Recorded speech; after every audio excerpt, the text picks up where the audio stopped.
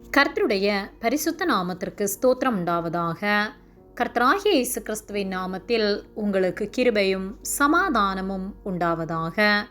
இந்த நாளுக்குரிய தியானத்திற்கான தேவ வார்த்தை ஏசாயா அதிகாரம் 55 வசனம் 2. நீங்கள் அப்பமல்லாததற்காக பணத்தையும் திருப்தி செய்யாத பொருளுக்காக உங்கள் பிரயாசத்தையும் செலவழிப்பானேன். நீங்கள் எனக்கு கவனமாய் செவி கொடுத்து நலமானதை சாப்பிடுங்கள், அப்பொழுது உங்கள் ஆத்துமா கொழுப்பான பதார்த்தத்தினால் மகிழ்ச்சியாகும். பிரியமானவர்களே, கர்த்தருடைய பிள்ளைகளாகிய நாம் அதிகமாக பிரயாசப்பட்டும் நம்முடைய பிரயாசத்தினால் நமக்கு பலன் கிடைக்காமல் அது வீணாய் போய்கொண்டிருக்கலாம். என்ன முயற்சி செய்தாலும் கையின் பிரயாசத்தினால் மிகுதியாய் விதைத்தும் ஆனால் அறுவடையின் காலத்தில் அதை நாம் பெற்றுக்கொள்ள முடியாதபடிக்கு வீணான செலவுகளினால் அல்லது ஏதோ ஒரு சூழ்நிலையினால் எல்லாவற்றையும் இழந்து போகிற ஒரு சூழ்நிலையிலே நாம் காணப்படலாம். ஏசாயா 55:2 நீங்கள் அப்பம் அல்லாததற்காக பணத்தையும் திருப்தி செய்யாத பொருளுக்காக உங்கள் பிரயாசத்தையும் செலவழிப்பானேன். நீங்கள் எனக்கு கவனமாய் செவி கொடுத்து நலமானதை சாப்பிடுங்கள், உங்கள் ஆத்துமா கொழுப்பான பதார்த்தத்தினால் மகிழ்ச்சியாகும் என்று சொல்லப்பட்டுள்ளது.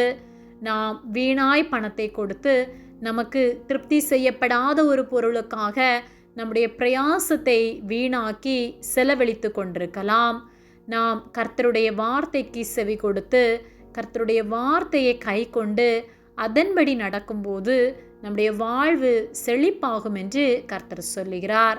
நாம் ஆசீர்வதிக்கப்பட்டவர்களாய் நம்முடைய ஆவிக்குரிய வாழ்க்கை ஆசீர்வதிக்கப்படும். நலமானதை சாப்பிடுங்கள் என்று கர்த்தர் சொல்லுகிறார். நலமானதை சாப்பிடுங்கள் என்றால் கர்த்தருடைய வார்த்தையினால் நாம் திருப்தி அடைய வேண்டும். நம்முடைய சூழ்நிலைகள் எப்படிப்பட்டதாக காணப்பட்டாலும் நாம் கர்த்தருடைய வார்த்தையில் திருப்தி அடைந்து அதை ஏற்றுக்கொண்டு அதை விசுவாசித்து அவர் வார்த்தையின்படியாக கர்த்தர் என்னுடைய வாழ்க்கையிலே அதிசயத்தை செய்வார், என்னுடைய வாழ்வு என்னுடைய சூழ்நிலைகள் எப்படிப்பட்டதாக இருந்தாலும் கர்த்தருக்குள் நான் ஐஸ்வர்யவானாய் இருக்கிறேன், கர்த்தருக்குள் நான் களிகூர்ந்து மகிழ்கிறேன் என்ற ஒரு எண்ணம் நமக்குள் இருக்குமானால் நம்முடைய இருதயம் பூரிப்பாகி நம்முடைய ஆத்துமா கர்த்தருக்குள் பூரிப்படைந்து கர்த்தருக்குள் மகிழ்ச்சியாகும். கர்த்தர் நம்மில் இல்லாமல் நாம் எவ்வளவு பிரயாசப்பட்டாலும் நாம் எவ்வளவு முயற்சி செய்தாலும் இந்த உலகத்திலே எவ்வளவு பணத்தை வீணடித்தாலும் நமக்கு நிறைவான ஒரு சந்தோஷம் உண்டாகாது, ஒரு சமாதானம் உண்டாகாது. ஆனால் நம்மிடம் ஒன்றுமில்லாத சூழ்நிலையாக இருந்தாலும் கர்த்தருடைய வார்த்தைக்கு செவி கொடுத்து அதில் திருப்தி அடைவோமானால் நம்முடைய ஆத்மா மகிழ்ச்சியாகும், நம்முடைய வாழ்வு செழிப்பாகும், நாம் சமாதானத்தை சுதந்திரித்து கொள்ள முடியும். ஆகவே தான் உபாகமம் 8:3 அவர் உன்னை சிறுமைப்படுத்தி உன்னை பசியினால் வருத்தி மனுஷன் அப்பத்தினால் மாத்திரமல்ல கர்த்தருடைய வாயிலிருந்து புறப்படுகிற ஒவ்வொரு வார்த்தையினாலும் பிழைப்பான் என்பதை உனக்கு உணர்த்தும்படிக்கு நீயும் உன் பிதாக்களும் அறியாதிருந்த மன்னாவினால் உன்னை போஷித்தார் என்று சொல்லப்பட்டுள்ளது. நாம் உண்ணுகிற உணவினால் மாத்திரமல்ல கர்த்தருடைய வார்த்தையினால் நாம் பிழைப்போம். கர்த்தருடைய வார்த்தை நமக்குள் இருக்குமானால் நம்முடைய ஆத்துமா பிழைக்கும். நம்முடைய ஆத்துமா பிழைக்கும் போது நம்முடைய ஆவிக்குரிய வாழ்க்கை பரிசுத்தமுள்ளதாய் பெலன் உள்ளதாய் செழிப்புள்ளதாய் காணப்படும். ஆகவே நம்முடைய ஆவிக்குரிய வாழ்க்கையில் வளர கர்த்தருடைய வார்த்தைகளை புசித்து கர்த்தருடைய வார்த்தைகளில் திருப்தியடைந்து அவருக்குள் மகிழ்ச்சியாய் வாழ்வோம். கர்த்தர் நம்முடைய உலக பிரகாரமான காரியங்களிலும் நம்முடைய தேவைகளை சந்தித்து அவர் நம்மை நடத்துவார். ஆமேன். ஜெபம்.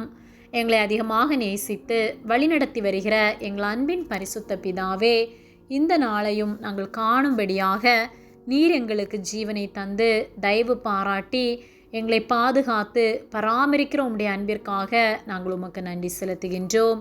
இந்த காலை வேளையிலும் உம்முடைய சத்திய வார்த்தைகளை நாங்கள் தியானிக்கும்படியாக நீர் எங்களுக்கு தந்த இந்த நேரத்திற்காக நாங்கள் உமக்கு நன்றி செலுத்துகின்றோம். நாங்கள் தியானித்த வார்த்தையின்படியே உம்முடைய வார்த்தைக்கு செவி கொடுத்து நலமானதை புசித்து உம்முடைய வார்த்தையினால் திருப்தியாகத்தக்கதான கிருபைகளை நீர் எங்களுக்கு தரும்படியாய் ஜெபிக்கின்றோம். உம்முடைய வார்த்தையின்படி எங்களை நடத்தும்படியாய் ஜெபிக்கின்றோம். உதவி செய்கிற அன்பிற்காக நன்றி செலுத்துகின்றோம். இயேசுவின் நாமத்தில் பிதாவே, ஆமேன். கர்த்தர் உங்களை ஆசீர்வதிப்பாராக.